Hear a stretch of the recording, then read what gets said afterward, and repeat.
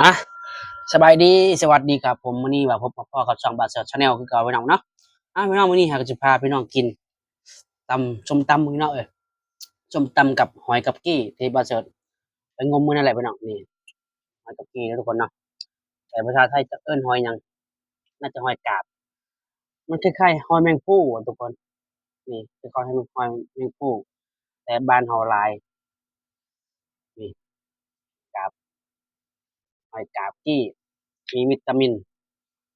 นี่พี่น้องลูกใหญ่ๆพี่น้องนะพี่น้องฝากกดไลค์กดแชร์กดติดตามพี่น้องส้มตำก็ซื้อเอาเด้อพี่น้องเด้ออืม นี่เวลากินอ่ะจะกินจังซี่พี่น้องใส่นี่เลยนี่นี่คล้ายๆเม็ดเมี่ยงอะนะพี่น้องนะคล้ายๆเม็ดเมี่ยง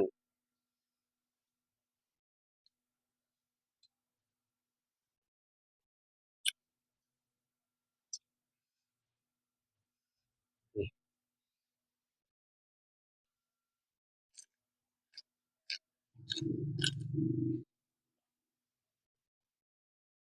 อืมครับ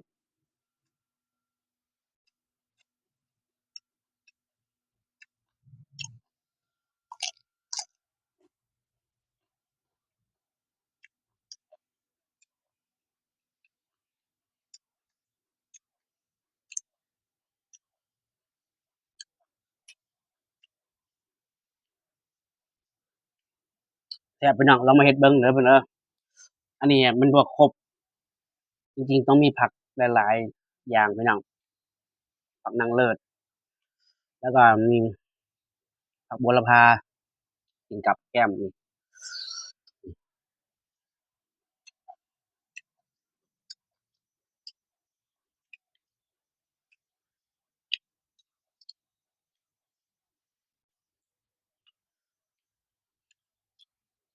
หอยกับกี้มีวิตามินหอยปากกวาง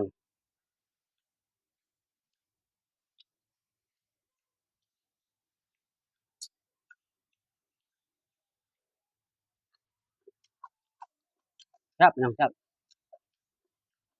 ตำบักหุ่งเลือดจังเลยพี่น้องเอ้ยกินแต่ตำบักหุ่ง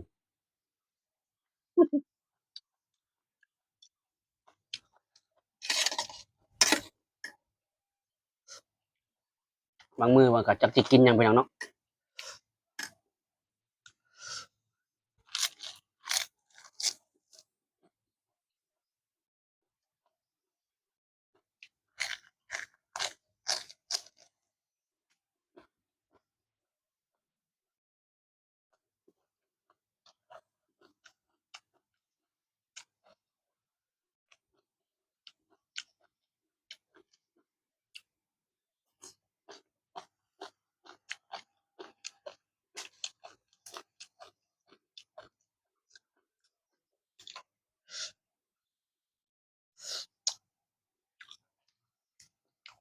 ว่า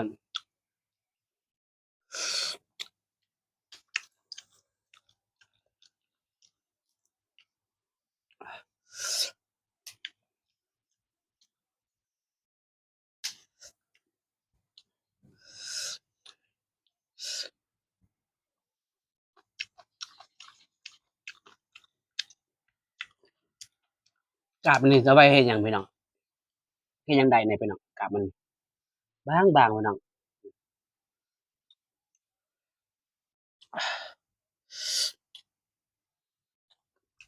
ไม่มีผักไปเนาะผักบ่หลายอืมเนาะเสียดาย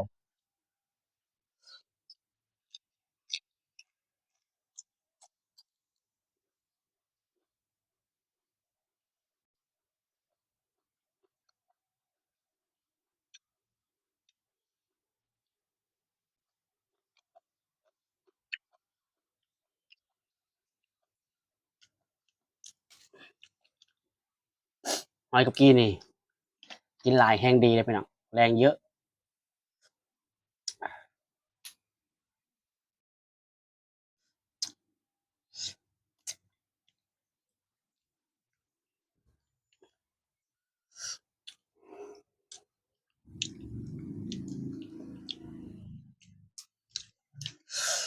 อืม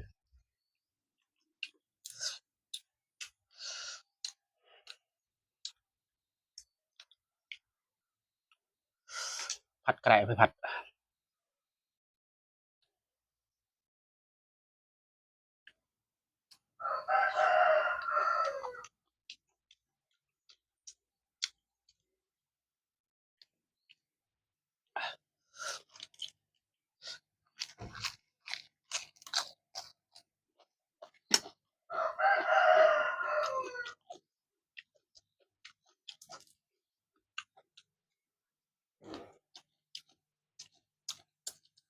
ปู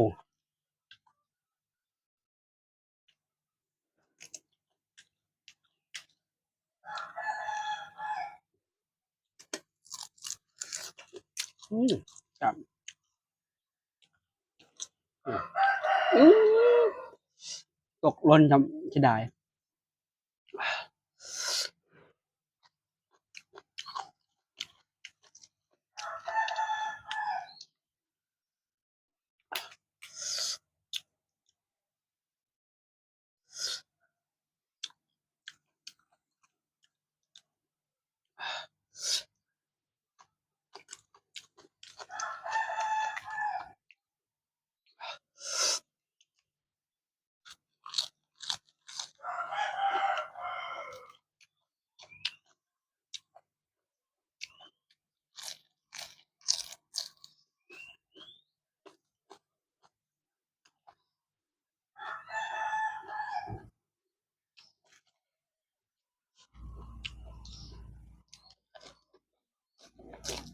อืม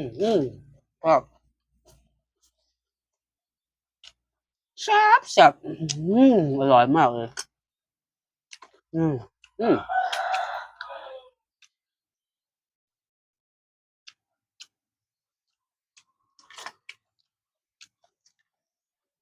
อืม